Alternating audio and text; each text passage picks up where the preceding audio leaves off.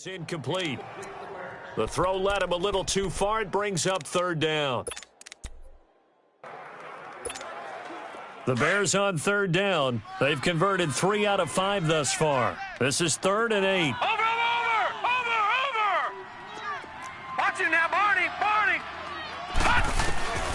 From the gun, here's Daniel. Open man is Miller. He's got it. His second catch of this wild card game, and it goes for a first down.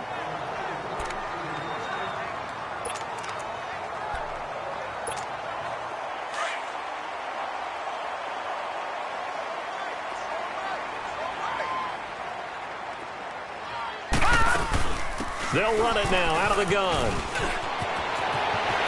And he'll be out just a yard or 2 shy of the 30. 17 more yards on that one as they keep the drive rolling. Partner, if you want more carries, I think we saw how you get them. Showed that he's got the fresh legs, and he picked up the first down on that run. Don't just ask for them. Show them that you're supposed to get the football. Line of scrimmage, the 31 now on 1st and 10. Detroit! On first down, they run with Howard. And able to push his way forward here for a good little gain. It's a pickup of 4, and it'll bring up 2nd down. They're trying to show that they can run the ball and protect this lead. Give it to the backs, play a little bit of keep away, don't you think? And that's probably a good philosophy at this point, going to make that defense stand up and stop him. Here's Daniel now on 2nd down. And he almost had it defensively. Could have been a game changer there in this second half. Instead, it's 3rd down. A pretty good coverage there, and both of these defenses, they've had good coverage throughout this one. No doubt about it, and in today's NFL, where we're used to a bit more scoring, this feels almost like a well-pitched game in baseball on both sides, where the tension continues to build. Who's going to make the big play?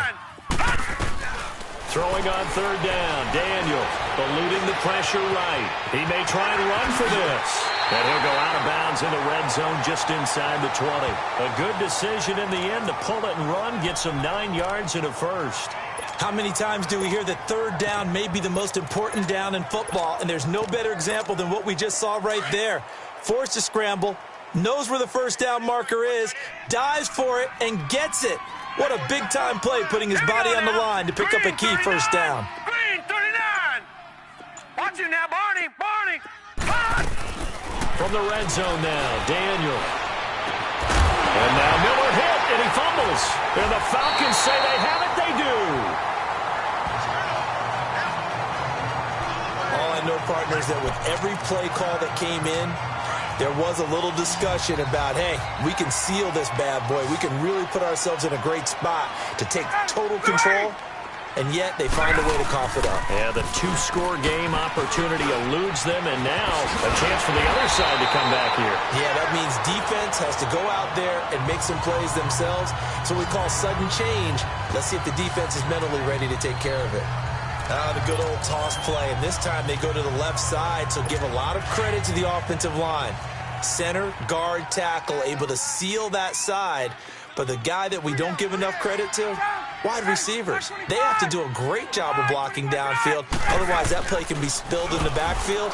In this case, everyone handled their responsibilities, and they picked up really nice yardage. And he'll get this up to the 34-yard line. That one goes for 13 yards, and it moves the sticks. I know I spend a lot of time talking about how tight ends in a lot of cases now are pumped-up wide receivers, but they're still big people. He used that frame right there to absorb a really big hit on him and held on to the ball. False start, offense.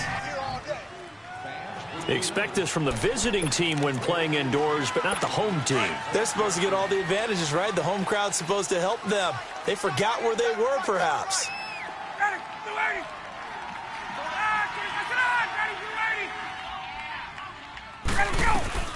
From the gun, it's Ryan. Sanu with a grab over the middle.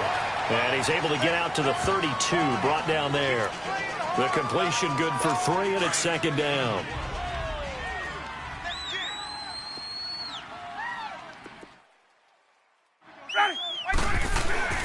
Now Ryan on 2nd down. And incomplete there. A nice hit. Jars the ball free and brings up 3rd down. We've seen good cover skills on display throughout this game, really from both teams. And there's another nice example there of them making it difficult to complete a pass. The Falcons on third down. They've converted just 2 for 6 thus far. This is third down and 12. Ryan will throw again. To the sideline. Wow, what a catch. Doesn't get a lot out of it, but he is able to keep the feet in bounds. Was that a receiver? Yeah, actually it was. It was a running back who was a receiver on the play. Ike's been spending time in the receiver drills getting his feet down. Well, those guys out of the backfield, they got to be good, agile with their feet. He showed the agility there with a toe tap. No doubt about it. It's like he'd run to ballet school. Got the toes down and stayed in bounds. And now Chicago getting ready to go as they take the field. And they'll be looking to atone for last time's mistake of fumbling inside the red zone. Certainly they don't want to do that again. And so much emphasis placed on red zone offense. I mean, you have periods devoted in practice just for that because everyone knows how vital it is to put points on the board when you've entered that part of the field. And to come away with nothing, that's difficult for a team to handle. And difficult, and now we'll see if they can make it less difficult on themselves on this drive.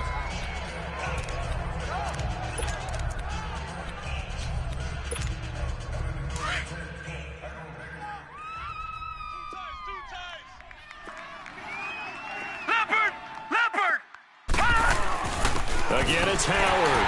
And he'll fight forward to about the 27-yard line. He could muster only a yard there, and they'll be left with a third and very short. Doubling this guy has to be a priority before moving up to the next level because the big fella, he just ate that one alive, just stuffed it. In fact, before the game, he was talking to us, and he's like, hey, these pants make me look fat. And we said, nah, man, you're just a whole lot of guy. He is at well over 300 pounds. He's a big man.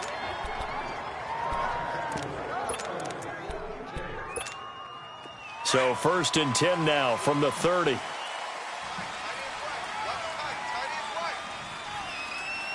right, here we go. 3-19. First touch of the game here for Benny Cunningham. And he is met at the line of scrimmage, and he goes down right there.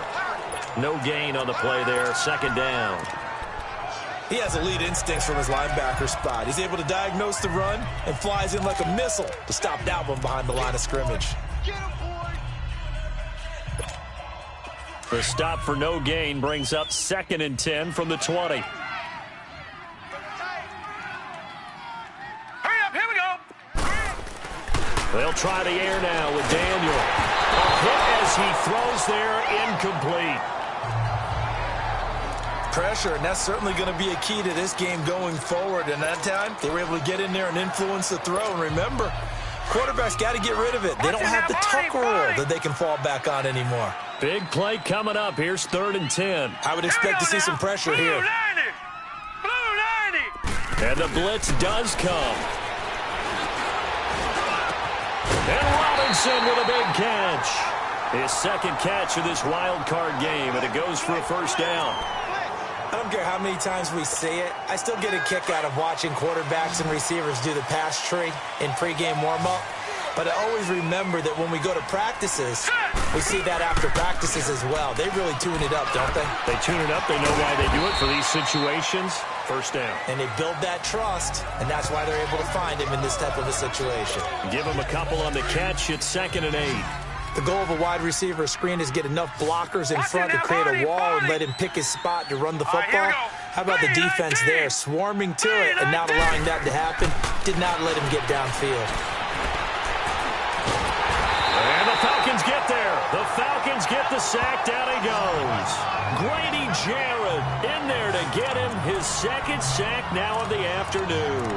We are seeing 2 really confident defenses imposing their will on these offenses in this game. Yeah, absolutely, going toe for toe. Just curious if one of these offenses can wake up a little bit. Is there any way they can find something that can pop, something big to knock them back on their heels?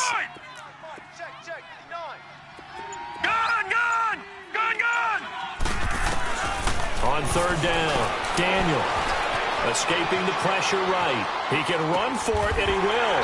The catch made by Miller. Illegal forward pass. Offense.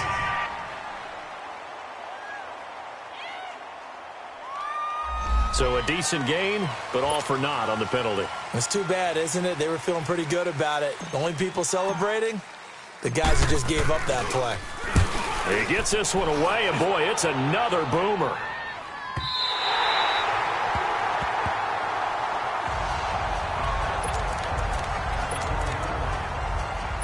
Bryant will bring the Falcons up now 1st and 10 at their own 12-yard line.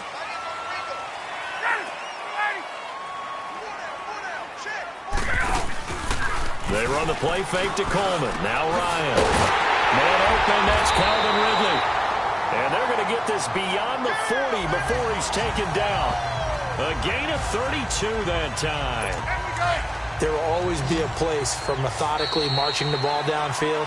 But when you can pick it up in big chunks and strike like that, have explosive plays, that's often the difference in winning and losing. Those types of plays. Back now in Atlanta. And we've got a dandy here. A 1-point game as we begin the 4th.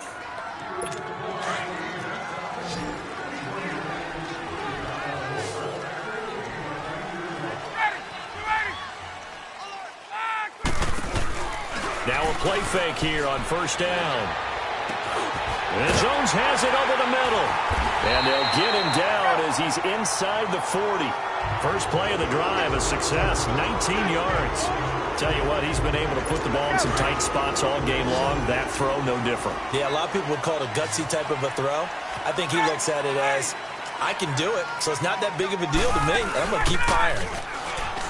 Ryan. Wide open receiver complete. 17 yards on the pickup there, and the drive will continue.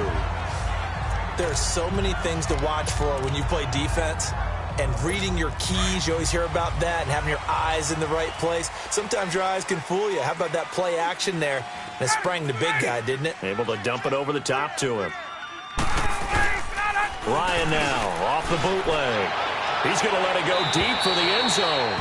So they took a shot on 1st down, but couldn't connect. Trying to erase that deficit all at once. One big shot. He took it. Unfortunately for him, incomplete. From the 21, it's 2nd and 10. Again on 2nd and 10, it's Ryan. That is incomplete.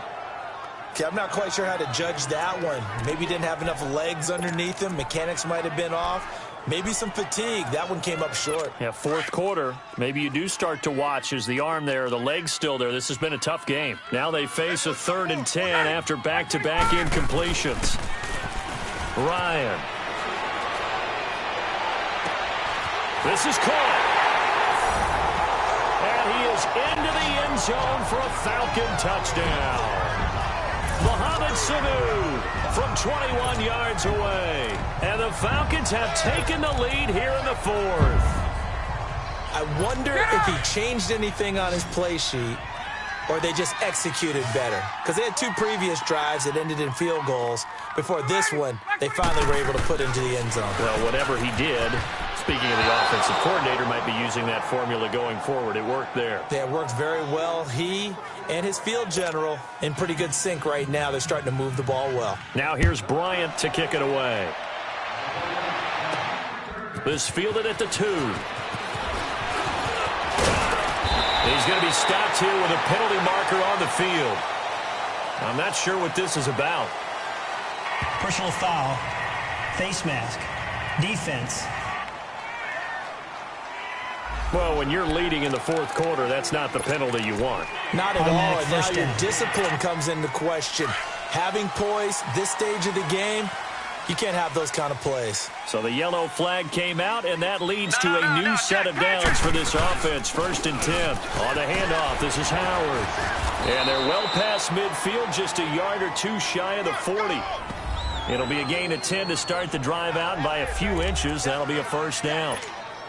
Oh, that's one to warm the hearts of all those old-school football players, isn't it? Tough, hard, gritty run, got behind his pads, bowled over a few people. Look at that one, right up the gut. So up through 3 quarters, no reason to lighten up now. And he's going to be taken down here with a penalty flag on the field. Holding, offense.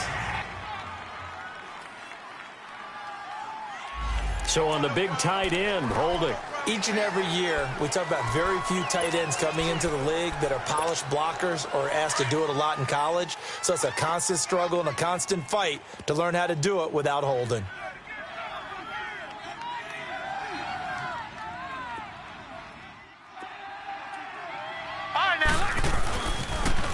This is Cohen on the toss, and they'll stop him right on the midfield stripe. Up from his linebacker spot, Deion Jones making the play. Well, we just saw a great example of what we talked about with his coach prior to the game. He's definitely one of the better linebackers at reading a play and flowing to make the stop before it turns into something big.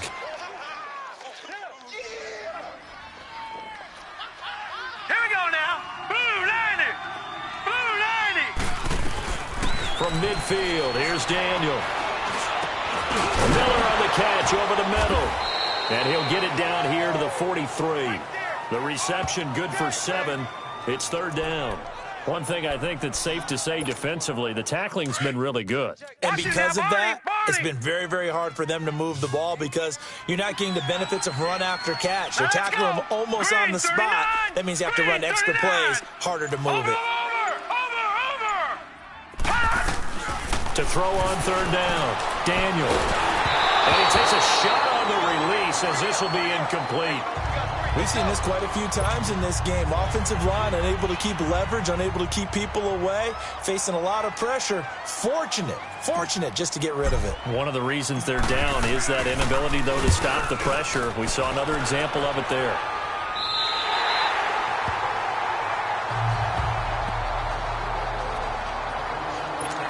Now this offense about ready to take over again. And right now they're just looking for a little more cushion, trying to make this a 2-score game. Points here would go a long way, obviously, to propelling them into the next round. And this is where the head coach, offensive... Rush coming, and he's taken down. Danny Trevathan coming on the blitz. He gets him for a loss of 7. I know there'll be a little bit of criticism there because they went right back to the air after the huge pickup and ended up getting sacked.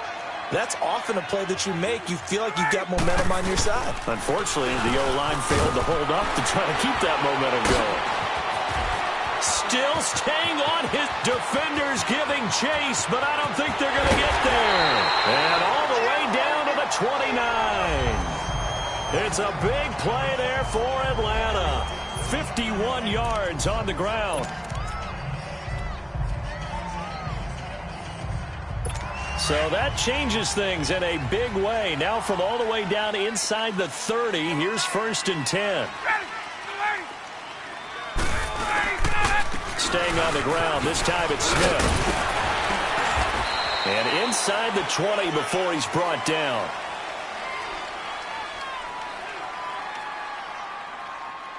Holding, offense. So he was holding from that left tackle position. Everyone tries to keep their hands inside when they're blocking ever since they liberalized the rules where you can extend them out. But sometimes they get out a little wide and they get detected grabbing some cloth. To throw is Ryan. And finding the tight end Hooper. And out of bounds all the way down at the 3. And that one results in 35 yards.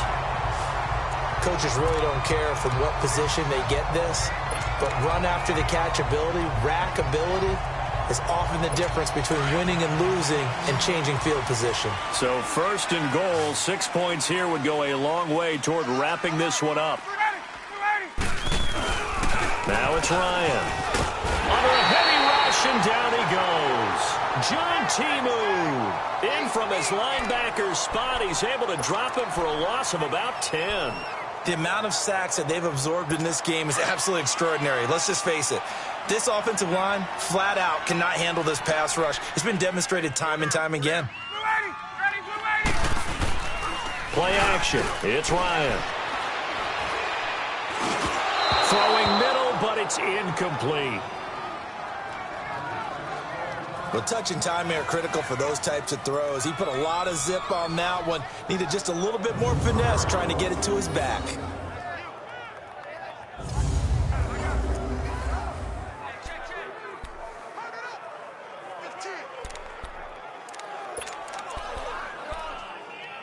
Hey, let's go.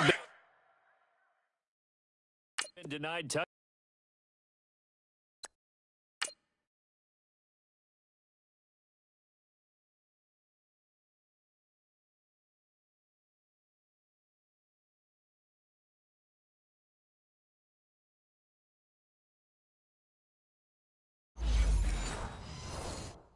touchdowns in the red zone twice already. Here comes 3rd and goal. Single receiver. Ready! Black 25! Ryan. Going underneath. It's Coleman. And now they're inside the 10 as he's brought down at the 9. A 4-yard pickup, not enough. 4th down. Instead of throwing it downfield, Charles, they just tried to dump it underneath there. You like the call? I do. I think it's a high percentage play because you get the completion, and what you're counting on is your back to use his legs and his elusiveness to make people miss and pick up the 1st down. In this case, it didn't happen. And Bryant's kick is good. And that now makes this a 15-7 game. Now, from a defensive perspective, though, I think maybe they're saying, hey, we did what we needed to do, kept this a one-score game. Yeah, without a doubt, because they were able to bleed some time off the clock, right? Put themselves in a good position, but it's not out of reach yet, okay? Being able to hold them to a field goal means that they do have a chance to come back and win this game. And now the Bears coming out as they get ready and hoping to do better than they did their last possession when they punted the football. Appeal to the vanity of your offensive line. Tell them that they control your fate. Leverage guys. Win the line of scrimmage. If you do that, you start to win 1st down. You win 2nd down. And guess what? You start accumulating 1st downs. And that's what they need in order to not punt the ball again. To throw is Daniel. It's a short one here, complete to his tight end. And he's able to get up here to the 26. Just a yard on the catch there. It'll be 2nd and 9. Well, they were unable to make anything really big out of that, but it's not a bad idea to find your tight end and give him an easy completion and keep moving things forward. Almost as bread and butter as a good running back dive play. And this is Gabriel on the catch. His 2nd catch of this wild card game, and it goes for a 1st down. Daniel on 1st down. And they get this well past midfield before being stopped just before the 35. And a nice gain at 21 yards. Gone! Over! On 1st down, it's Daniel. He sets to fire deep. Got his man, and it's caught for a Chicago touchdown. Allen Robinson, 37 yards. And now the Bears are within a 2-point conversion of tying up the game. So they got the touchdown they needed to cut this to 2, but now they've got to get back to the huddle. No celebration time. Got to figure out what they're going to do on the 2-point conversion.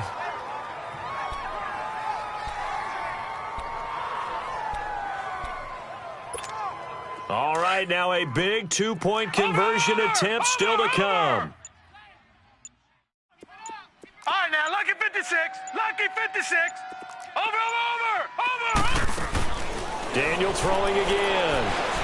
Flush to his right. And it's caught, but he is not going to make it. It's a big play by the defense, and they're going to hold on to their 2-point lead. And the failure to convert and tie the game, now the pressure shifts back to the defense. But I think it was the right play. I think it was the right call to try and tie the game there. Kick an extra point, you're still down 1. What's the sense? I like what they did. That'll be taken in the end zone. And no run back here. This will be a touchback, and it comes out to the 25-yard line.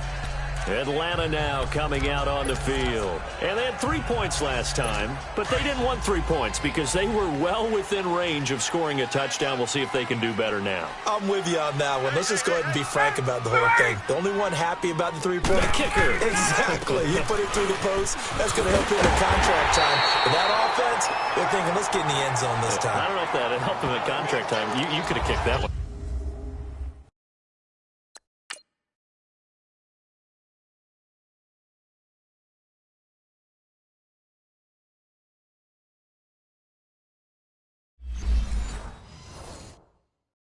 I don't know about that. Toe bash. I don't know about Toe that. Super toe. So it's Falcon football as we welcome you back. They've got a second down now as they search for a way to get this one to the finish line. Back 25. On second down, here's Ryan. And he finds a man with a crossing route. And he'll get it up near the 35, right at the 34 here. And quickly, we're going to get another stop here with 1:54 left as they call the timeout defensively. The Falcons on third down. They've converted a third of their opportunities, 3 for 9. They need just a yard here. It's 3rd and 1. Back 25. And they'll run it here. And they pick up the first down there with a gain of 4. And now the Bears going to signal for another timeout. And they'll be disappointed to have to burn one there after giving up the first down. Not totally home free yet, but it's looking good as they come up 1st and 10. Right back to him on first down. And maybe a measure of revenge there. He's had his way in this one, but this time they get him behind the line.